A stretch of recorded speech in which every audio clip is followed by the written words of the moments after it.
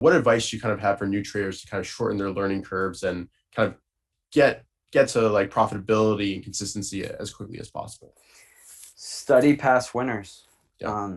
This book, the first 100 pages or so, has chart after chart after chart of everything going on in the market today has happened before. Everything going on with crypto right now has happened with stocks. Everything that's going on with GameStop has happened before. Everything. I mean, they were trading tulips in the 1600s in a bubble, you know? So Yeah. study history, look at past charts, what they look like, and you'll start to get a feel. And this takes time. Like, I see people wanting to get it right away. This is 20 years of my life. I had a Yeah. dream. I want to end it with this, you know. I always had a vision that I wanted to trade my own money. I'm up in Cape Cod right now where I grew up. I wanted to live in Cape Cod in the summers and live in tropical place in the winter. And that was my goal. And I thought I could get there as a clueless 28-year-old with no money. It took me 20 years to get to this point, and a lot of like, enjoy the process. Look, everything, every hardship I went through in life, everything I've learned in life, I've gone through some real shitty times. It all got me to where I am today. And if you just have a passion for something and you always keep it in the back of your mind and you put in the work, anything's possible. Like, I'm living a dream life now, man. I'm like, trade jujitsu every day and just trade my stocks and live and travel. Half the year I live in the tropics, half the year I live up here. But I could have never gotten here right away if I was impatient.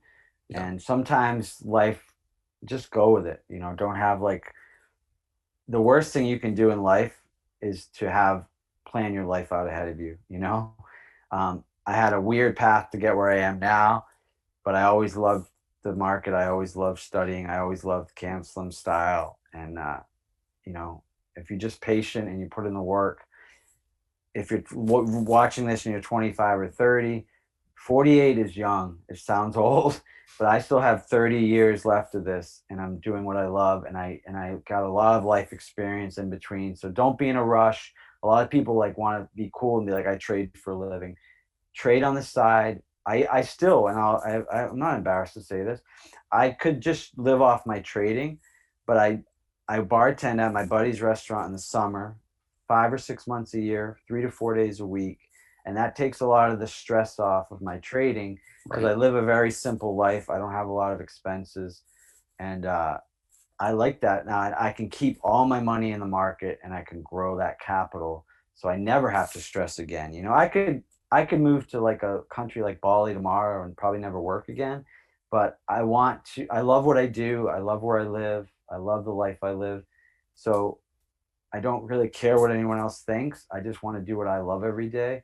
And by, you know, doing a side job at night 6 months a year, it takes a lot of stress off my trading. I can live a simple life and not have to pull money from my trading account. Not have to like, oh shit, I need money. I need to make money in the market. And you force trades. I Right. think a lot of people just take your time. This is a lifetime process. Who cares if it takes you till 55 to become a millionaire?